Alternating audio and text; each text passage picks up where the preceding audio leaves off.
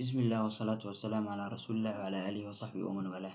درsigeenan yar ee gaaban maanta waxaynu kusoo qaadan doonaa tool yar oo ku ogeysiinaya facebookaaga inta page ee like garaysay ku ogeysiinaya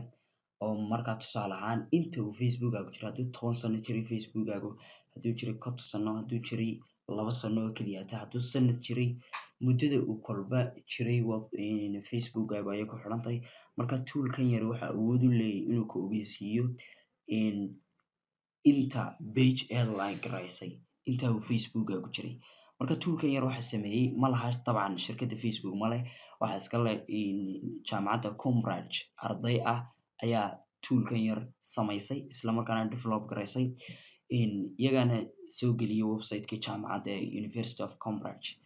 marka dabcan iminka website-kan linkigiisa page-kan website-ka linkigiisa waxaan ku dhigay video-ga hoostiisa marka intaanad isticmaalin qaabkan aan isticmaalin waxaad ogaataa hal Facebook oo kaliya aad gelin kartaa facebookaaga haddaad mar halkan geliso ood ku eegto inta jeer page aad isticmaashay awood uma lihid mar labaad in aad ku eegto ood facebookii inta dib ugu soo noqoto aad mar labaad haddana tiradii eegto awood uma lihid wuxuu ka oranayaa facebook oo kale facebook kale ayuu kaa dalbanayaa marka hal mar weeyaan waa inaad hal mar ogaataa un page-ka like garaysay intaa macnaha si aad u ogaato activation-kaaga iyo intaad activation-kaad facebooka gudihiisa ku dhex leedahay si aad u ogaato unbaa loogu talagalay marka log in with facebook marka page-kan timaado log in with facebook ayaad ku dhufanaysaa si ay inoogu furanto daaqadan yari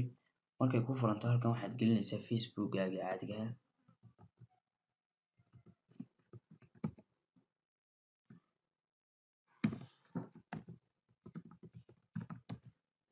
kadibna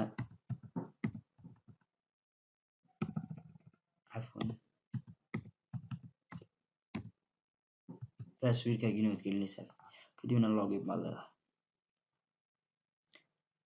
okay markaad login garayso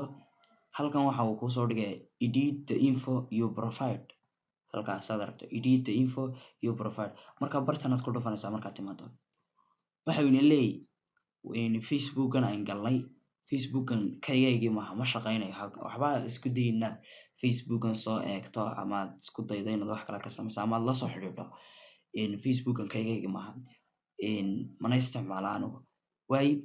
facebookan wuxuu ina leeyahay linkiskiisa waxa weeyaan waxa uu leegareeyay muxtarif dabcan waa page-keenii uu soo leegareeyay tv-ga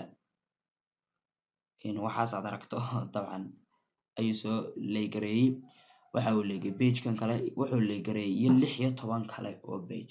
marka public profile marka information-kan hal mar baad ogaanaysaa qofkan intuu facebookiisa jiray 16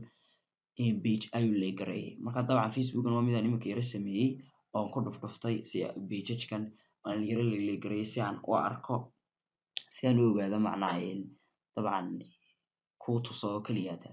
marka public profile-kiisana wuxuu leeyahay profile-kan